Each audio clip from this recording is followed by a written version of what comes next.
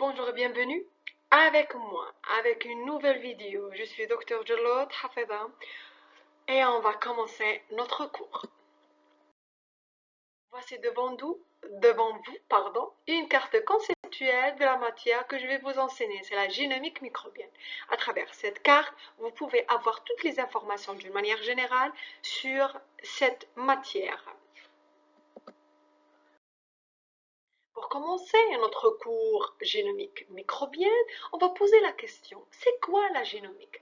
La génomique est une technologie récente qui étudie les génomes en leur totalité. C'est une étude qui ne porte pas sur un seul gène, mais elle porte sur la totalité ou bien sur l'ensemble des gènes qui constituent un organisme, ça veut dire un génome.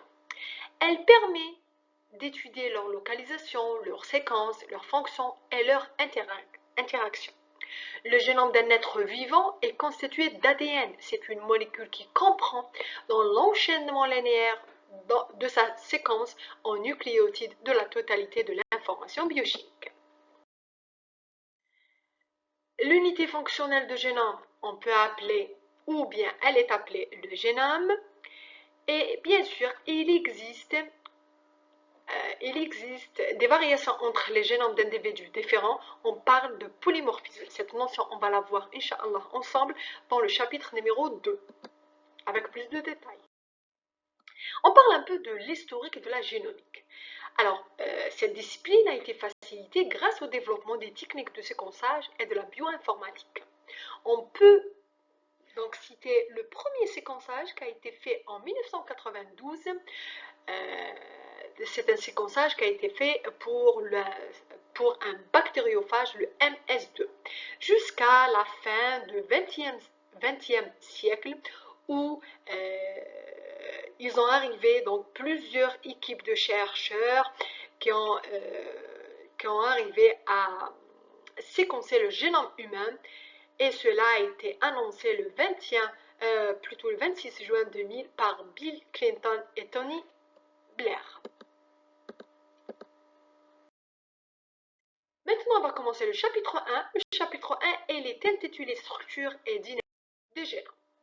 Donc, à travers ce chapitre, on va voir ensemble trois grandes parties, à savoir la structure des génomes des prokaryotes. Le deuxième partie, c'est la structure des génomes eucaryotes. Et la troisième, c'est la structure des génomes virales. Donc, vous voyez par la suite que c'est un chapitre un peu long, mais avec moi, vous allez on va le comprendre ensemble très bien, Inch'Allah. On continue.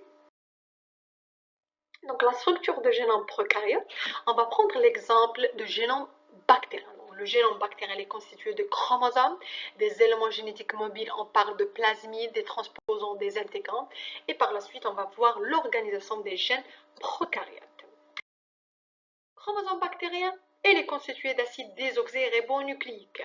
Au niveau des chromosomes, on va retrouver les informations génétiques nécessaires au métabolisme bactérien et à la reproduction de la cellule bactérienne. Devant nous, donc le tableau numéro 1 qui représente les grandes divisions phylogéniques, et cela pour avoir une idée sur la taille et la géométrie et le nombre de chromosomes au niveau des différentes divisions phylogéniques chez les bactéries.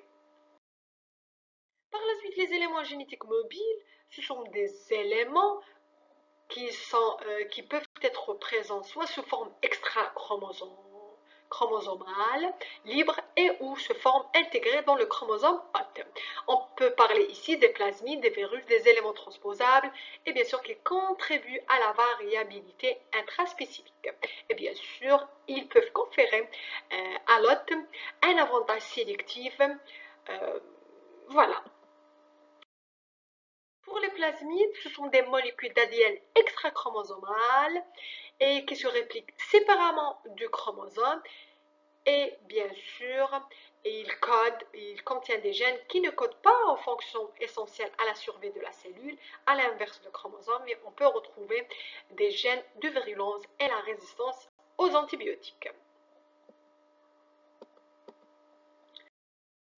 La classification des plasmides, on peut retrouver des plasmides de fertilité, des plasmides qui contiennent des gènes qui codent pour la production des bactériocines. On parle des plasmides COL, des plasmides de dégradation et des plasmides de virulence, ça veut dire des plasmides qui portent des gènes qui codent pour la virulence.